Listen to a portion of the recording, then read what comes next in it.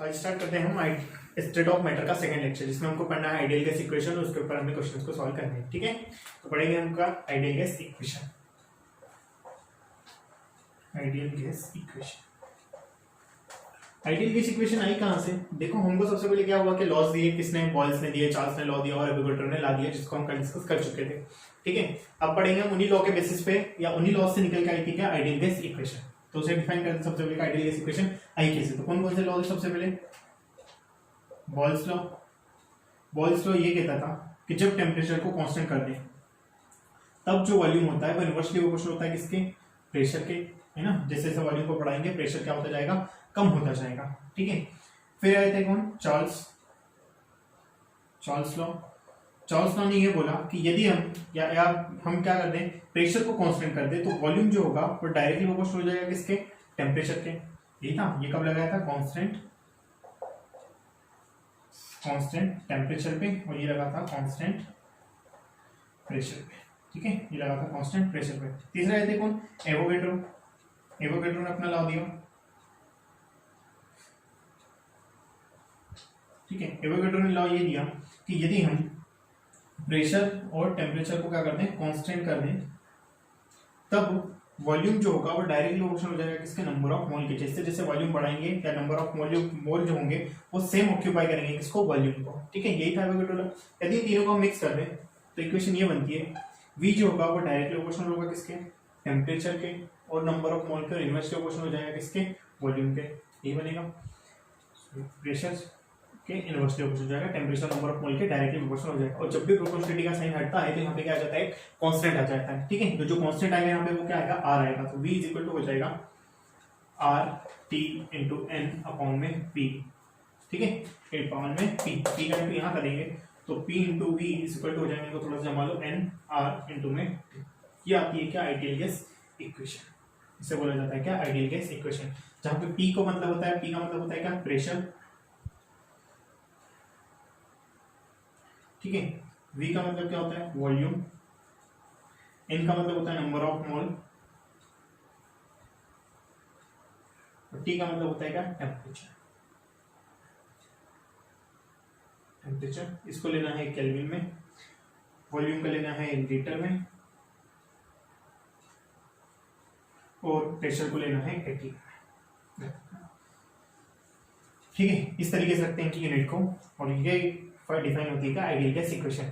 ठीक है, R बचता है। R का मतलब क्या होता है? देखो, ठीक है, इसको नोट करो, फिर लिखते हैं R का। ठीक ठीक,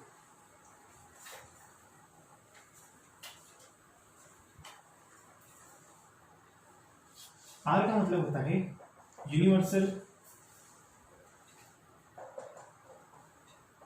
गैस कांस्टेंट,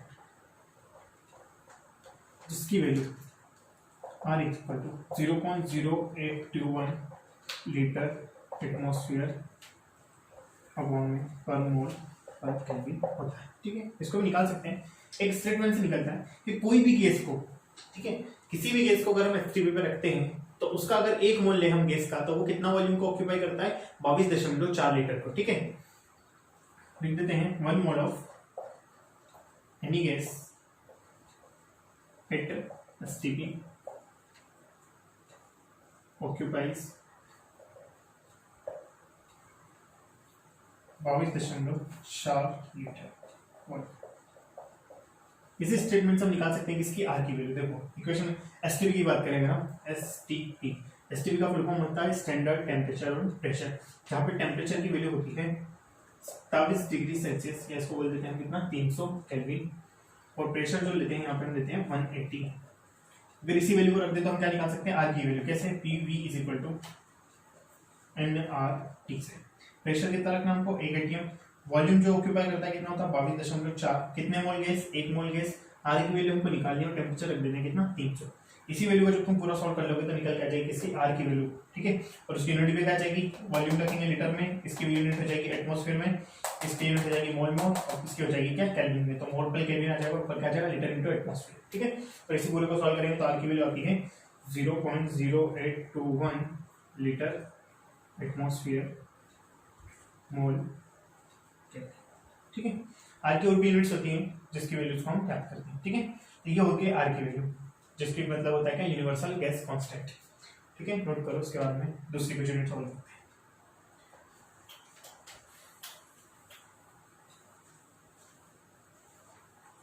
आर की यूनिट्स देखते हैं।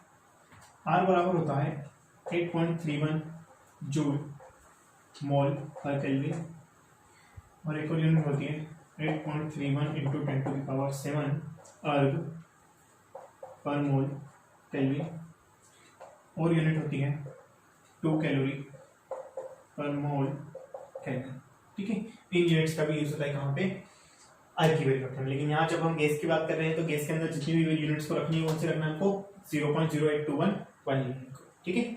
Are is equal to 0.0821 litre atmosphere per mole और केल्विन, ठीक है। अब बात करते हैं यहाँ पे यूनिट्स को। यूनिट कौन कौन से यूज करेंगे हम, एक तो लीटर यूज करेंगे वॉल्यूम की जब भी बात आएगी, प्रेशर की बात आएगी तो उसको एटीएम में लेनी हो, ठीक है, और टेम्परेचर को हमेशा किस में लेंगे, केल्विन में, और इनका कन्वर्जन मैंने बता दिया था, ठीक है। एक बार बताऊं अगर मैं, तो टेम्परेचर अगर मैं बात करूं प्रेशर की तो 1 एटीएम इज इक्वल टू होता है 760 mmHg के, ठीक है। और ये बराबर होता है किसके, 1.03125 इंटू, ठीक है, 135 सॉरी इंटू 10⁵ पास्कल के, ठीक है।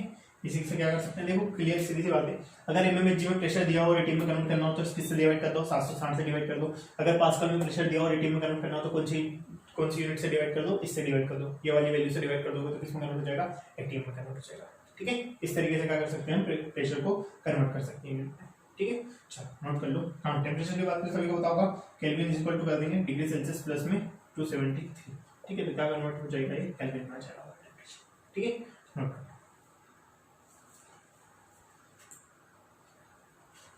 Clear note. अब इसमें क्वेश्चन प्रैक्टिस करेंगे, ठीक है, ज्यादा से ज्यादा। बस ये क्वेश्चन थी। पहला question, find the volume of 32 gram methane at 27 degree Celsius and 360 mmHg, ठीक है। 360 mmHg क्या बताना है हमको, इसका रेशियो बताना। पहले तुम लोग सॉल्व करो फिर मैं बताता हूँ, ठीक है, करके देख लेता हूँ, ठीक है। चलो सॉल्व करते हैं। हमारे पास में क्या आती है, आइडियल गैस इक्वेशन, जिससे हम क्या निकाल सकते हैं, इसका वॉल्यूम निकाल सकते हैं। आइडियल गैस इक्वेशन क्या है, PV is equal to nRT। Pressure चाहिए दिया हुआ है हमको 360 mmHg, पर हमको किसमें कौन सी यूनिट के साथ चाहिए इसको, प्रेशर को कौन सी यूनिट में रखना है हमको, एटीएम में रखना है, ठीक है। वॉल्यूम हमको निकालना है, नंबर ऑफ मोल निकाल सकते हैं अगर वेट दिया हुआ है तो, आर की वैल्यू में पता है, टेम्परेचर भी दिया हुआ 47 डिग्री सेल्सियस, ठीक है। एक एक करके निकालते हैं। सबसे पहले बात करें प्रेशर की, तो P इज इक्वल टू हो जाएगा 360 डिवाइडेड बाय, बताओ क्या बताया था मैंने, किसमें कन्वर्ट करना है हमको, mmHg में दिया, mmHg को एटीएम में कन्वर्ट करने के लिए क्या करेंगे, 760 से डिवाइड कर देंगे, ठीक है। दूसरी चीज आती है हमारे पास में, वॉल्यूम निकालना है हमको, n की, number of mole. Number of मोल बराबर होता है गिवन वेट अपॉन में मॉलिक्यूलर वेट। गिवन वेट कितना है, 32 अपॉन में मॉलिक्यूलर वेट। मॉलिक्यूलर वेट किसका, मीथेन का, CH4 का। 12 + 4 बराबर कितना, 16, एंड बी कितना 16, यहाँ आ जाएगा कितना, तो नंबर ऑफ मोल कितना है, 2। फिर बात होती है टेम्परेचर की, टेम्परेचर बराबर हो जाएगा 27 डिग्री सेल्सियस में, उसमें 273 जोड़ देंगे, आ जाएगा केल्विन में, जो कि आएगा 300। रख दो वैल्यूज को। फिर प्रेशर कितना रखेंगे अपन, 0 से 0 कैंसिल, ठीक है। ये हो जाएगा 18 और ये हो जाएगा 3 और 38, ठीक है। 18/38 इसको भी कैंसिल कर सकते हैं, तो आ जाएगा 9 और ये आ जाएगा 19, ठीक है। रख देते हैं 9/19 इंटू में वॉल्यूम हमको निकालना है, is equal to number of mole कितने हो जाएंगे हमारे पास में, 2 है। आर की वैल्यू 0.0821 इंटू में टेम्परेचर कितना हो जाएगा, 300। निकाल लो वॉल्यूम। अब मैं इसको आगे सॉल्व करूँगा, तुम लोग करना। 19 into 2 into 0.0821 into 300 divided by, ठीक है। अब इसका जो आंसर आएगा वो मुझे तुम लोग ग्रुप में मैसेज सेंड करके बताओगे, ठीक है।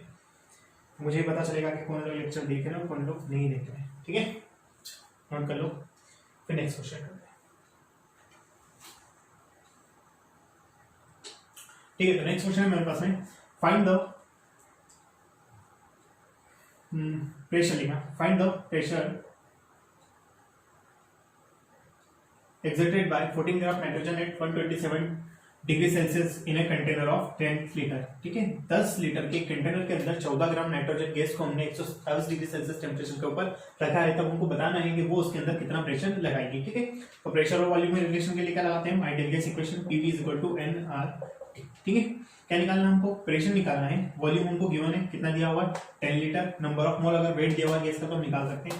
पहली बात आर की वैल्यू हमको याद है, टेम्परेचर भी क्वेश्चन में दिया हुआ। ठीक है, तो सबसे पहले सारी चीजों को निकाल लेते हैं। प्रेशर हमको निकालना है, ठीक है, वॉल्यूम कितना दिया है 10 litre, N number of mole given weight upon molecular weight, given weight कितना है 14, मॉलिक्यूलर वेट जो नाइट्रोजन का होता है वो हो जाएगा 28। ठीक है, मतलब कि 1/2 मतलब कि 0. ठीक है, उसके बाद में आता है कौन, टेम्परेचर। टेम्परेचर की बात करें तो कितना हो जाएगा 127 डिग्री सेल्सियस है, तो इसको कन्वर्ट करेंगे अपन किसमें, केल्विन में, तो क्या करेंगे 273 से 8 करते हैं, तो ये आ जाएगा हमारे पास में 400 केल्विन।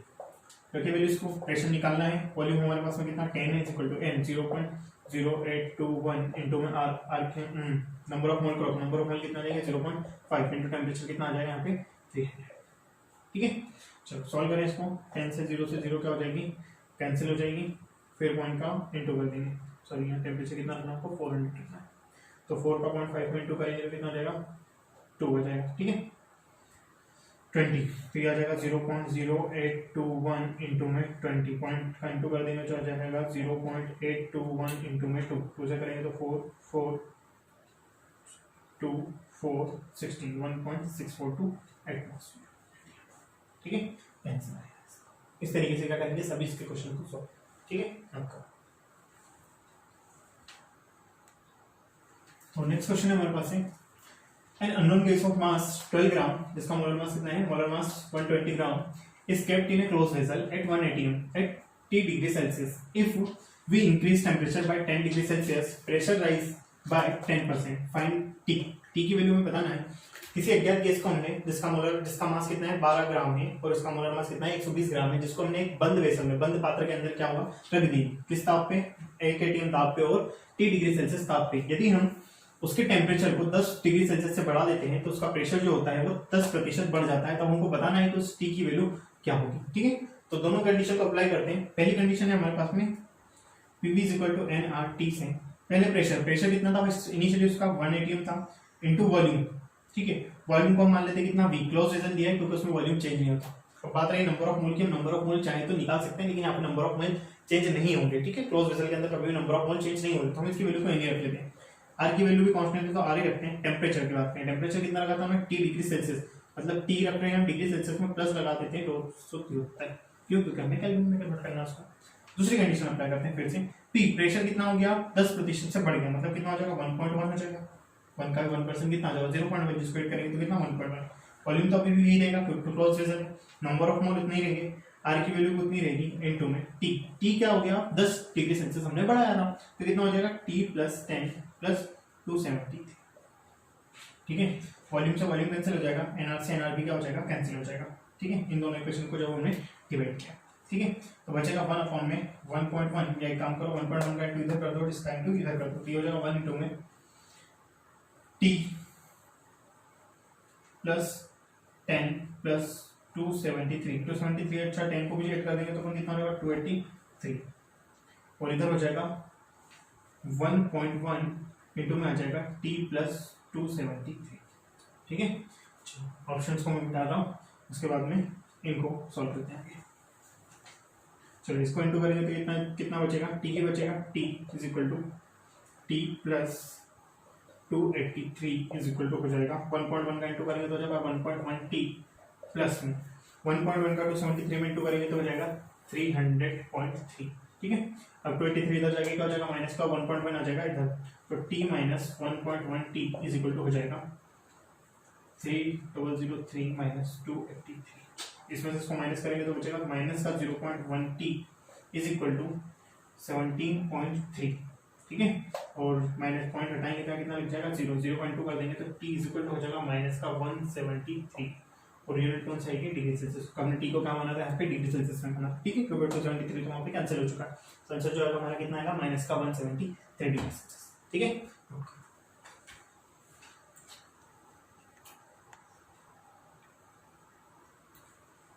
ठीक है। अब हमारे पास में देखो दो टाइप के वेसल्स होते हैं, एक होता है ओपन वेसल और एक होता है हमारे पास में क्लोज वेसल। याद रखना बहुत इंपॉर्टेंट है क्लोज वेसल। ठीक है, ओपन वेसल जब होता है तो उसके अंदर प्रेशर और वॉल्यूम जो होते हैं, प्रेशर भी जो होता है वो होता है कांस्टेंट और वॉल्यूम भी होता है क्या कांस्टेंट। प्रेशर और वॉल्यूम दोनों क्या होते हैं कांस्टेंट, और नंबर ऑफ मोल जो होते हैं वो होते हैं वेरिएबल। क्यों? क्योंकि नंबर ऑफ मोल क्या होंगे भैया, अगर गैस को हमने किसी ओपन वेसल के अंदर रखी, हीट किया, प्रेशर बढ़ा, वॉल्यूम भी है उसके पास में, वो दोनों तो क्या है कांस्टेंट है। अब जो गैस के मोल होंगे वो क्या कर जाएंगे उस वेसल के अंदर से एस्केप कर जाएंगे, बाहर निकल जाएंगे। ठीक है, इसलिए क्या होता है नंबर ऑफ मोल वेरिएबल हो जाते हैं। लेकिन प्रेशर के लिए तो देखो उसके लिए बहुत सारी जगह, वो एटमॉस्फेरिक प्रेशर के लिए प्रेशर के उसके बराबर हो जाएगा, और वेसल के लिए जो वॉल्यूम है वो भी क्या है कांस्टेंट, क्योंकि ओपन है तो बहुत सारा वॉल्यूम उसके पास में। ठीक है, क्लोज की बात करें तो वॉल्यूम जो होता है ना वो क्या होता है कांस्टेंट, और प्रेशर जो होता है वो कैसा होता है वेरिएबल, और नंबर ऑफ मोल भी किस होते हैं कांस्टेंट। क्यों? क्योंकि क्लोज है तो नंबर ऑफ मोल बाहर जा ही नहीं सकती गैस, तो उसके मोल तो क्या हो जाएंगे कांस्टेंट। वॉल्यूम उसका पास क्लोज है तो बढ़ेगा नहीं, इसलिए वो क्या हो गया कांस्टेंट। लेकिन प्रेशर क्या हो सकता है वेरिएबल, जैसे टेम्परेचर बढ़ाएंगे उसका प्रेशर क्या होता जाएगा बढ़ता जाएगा, तो प्रेशर कैसा हो जाएगा वेरिएबल, और वॉल्यूम और नंबर ऑफ मोल क्या हो जाएंगे कांस्टेंट। ठीक है, याद रखना ओपन वेसल में क्या होता है प्रेशर और वॉल्यूम दोनों कांस्टेंट होता है, नंबर ऑफ मोल वेरिएबल होते हैं। ठीक है, इसी पे बेस कर क्या करेंगे इसके क्वेश्चन। ठीक है, चलो नोट कर लो।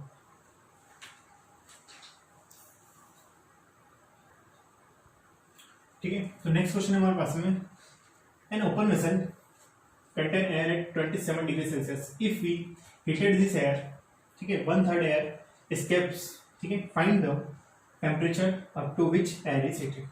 क्या हुआ कि एक ओपन वेसल था जिसके अंदर हमने हवा भरी हुई थी, कितने टेम्परेचर पे थी 27 डिग्री सेल्सियस टेम्परेचर। जब हमने उस हवा को या एयर को हमने क्या किया गर्म करा, तो उसके अंदर से 1/3 एयर जो थी वो क्या कर गई एस्केप कर गई। तब हमको बताना है कि हमने उसका टेम्परेचर को कितना बढ़ाया, कहां तक बढ़ाया। ठीक है, तो फाइंड निकालते हैं। देखो ओपन वेसल बोला तो हमको पता है कि ओपन वेसल में क्या क्या कांस्टेंट हो जाएगा, एक तो प्रेशर कांस्टेंट हो जाएगा, दूसरी बात क्या कांस्टेंट हो जाएगी उसका वॉल्यूम भी कांस्टेंट हो जाएगा। ठीक है, अब हम लगाते हैं कि आइडियल केस इक्वेशन क्या हो जाएगा, PV = nRT। ठीक है, प्रेशर तो कांस्टेंट है, वॉल्यूम भी कांस्टेंट है, नंबर ऑफ मोल। अब एक बात देखो सबसे पहले, मान लो कि कंटेनर था, ठीक है, कैसा है ओपन है, इसमें कितने थे n मोल थे। जब टेम्परेचर कितना था इसका 300 केल्विन होगा ना, 27 डिग्री सेल्सियस मतलब 300 केल्विन। जब हमने इसका टेम्परेचर को कितना कर दिया 3 डिग्री सेल्सियस, इंक्रीज करके कितना कर दिया 3 डिग्री सेल्सियस, तो इसमें से 1/3 n माइनस कितना होगा 1/3n बाहर निकलेगा, तो यहाँ कितना बचेगा 2n/3 बचेगा।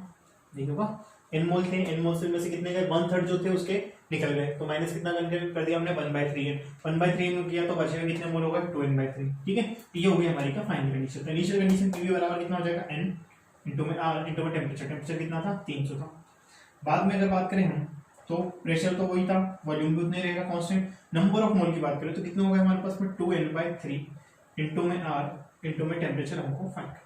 ठीक है, क्या करें दोनों इक्वेशन को डिवाइड कर दो, PV से PV कैंसिल, n से n कैंसिल, R से R कैंसिल। ठीक है, टेम्परेचर यहाँ चले जाएगा, 3 यहाँ चले जाएगा, 2 नहीं रहेगा, 3 का इंटू ऊपर कर देंगे तो हो जाएगा 900। T कहाँ चले जाएगा यहाँ पे, और 2 कहाँ हो जाएगा इसके डिवाइडेशन में, डिवाइड किया तो कितना आ जाएगा 450। ठीक है, तो क्या आंसर आएगा उसका 450। ठीक है, नोट कर। ठीक है, नोट कर लो।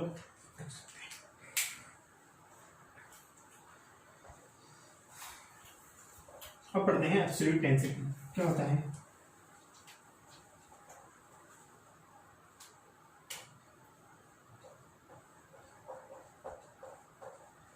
डेंसिटी पहले ही बता चुका हूँ, एब्सोल्यूट डेंसिटी का जो फार्मूला था वो था हमारे पास में PM/RT। T का मतलब प्रेशर था, M मतलब कि मॉलिक्यूलर मास था, R मतलब क्या था गैस कांस्टेंट, और T मतलब क्या था टेम्परेचर था। ठीक है, फाइंड करते हैं। देखो क्या होगा, इक्वेशन हमको पता है PV = nRT। PV = n, number of मोल का फार्मूला होता है गिवन मास है ना डिवाइडेड बाय मॉलिक्यूलर मास है ना, इंटू में R इंटू में T। अब क्या करें, वॉल्यूम को यहाँ लगाते हैं m का, और RT को यहाँ डिवाइड कर देते हैं, तो ये हो जाएगा P इंटू में m। ठीक है, देख रहा सभी को, अपॉन में क्या आ जाएगा RT आ जाएगा। वॉल्यूम को क्या किया मैंने डिवाइड कर दिया, तो ये कितना हो गया m/v। m/v mass upon volume क्या होता है डेंसिटी, तो क्या लिख दिया मैंने इसको डेंसिटी। डेंसिटी बराबर कितना हो जाएगा PM/RT। ठीक है, इनका मतलब क्या हो जाएगा मोलर मास। ठीक है, या परमाणु द्रव्यमान या अणु द्रव्यमान। ठीक है, टी का मतलब सभी को पता है प्रेशर एटीएम में लेना है, आर का मतलब गैस कांस्टेंट, टी का मतलब क्या है टेम्परेचर। इस तरीके से डिफाइंड हो जाता है किसका फार्मूला डेंसिटी का। डी का मतलब क्या हो जाएगा डेंसिटी। ठीक है, चलो फिर क्वेश्चन करते हैं।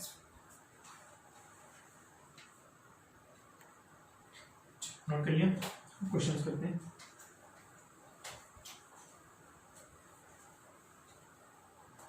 क्वेश्चन है find the density of carbon dioxide eight 127 degree Celsius and 2 atmospheric pressure. 2 atmospheric pressure. ठीक है, 2 atm प्रेशर और 127 डिग्री सेल्सियस टेम्परेचर पर कार्बन डाइऑक्साइड की डेंसिटी बताना। ठीक है, डेंसिटी का फार्मूला याद है, D = PM अपॉन में RT। रख दे वैल्यूज को। प्रेशर कितना है 2 है, मॉलिक्यूलर मास जो है इसका कार्बन डाइऑक्साइड का 12 प्लस में ऑक्सीजन का 16 32 हो जाएगा 44। तो यहाँ कितना रख देंगे 44 डिवाइडेड बाय आर की वैल्यू कितनी होगी 0.0821 इंटू में टेम्परेचर कितना है 127 डिग्री सेल्सियस, मतलब कि हो जाएगा 400 केल्विन। ठीक है, क्या कर दें 278 कर दें। ठीक है, इसका भी आंसर तुम लोग मुझे बताओगे कितना आएगा सॉल्व करने के बाद। ठीक है, नेक्स्ट क्वेश्चन देखो, अब कर रहा हूँ इसको, इसका आंसर सभी लोग मुझे बताएंगे। नेक्स्ट क्वेश्चन वो भी तुम्हें तो सॉल्व करना है। क्वेश्चन है find the density of nitrogen at 27 degree Celsius temperature and 5 atmospheric pressure।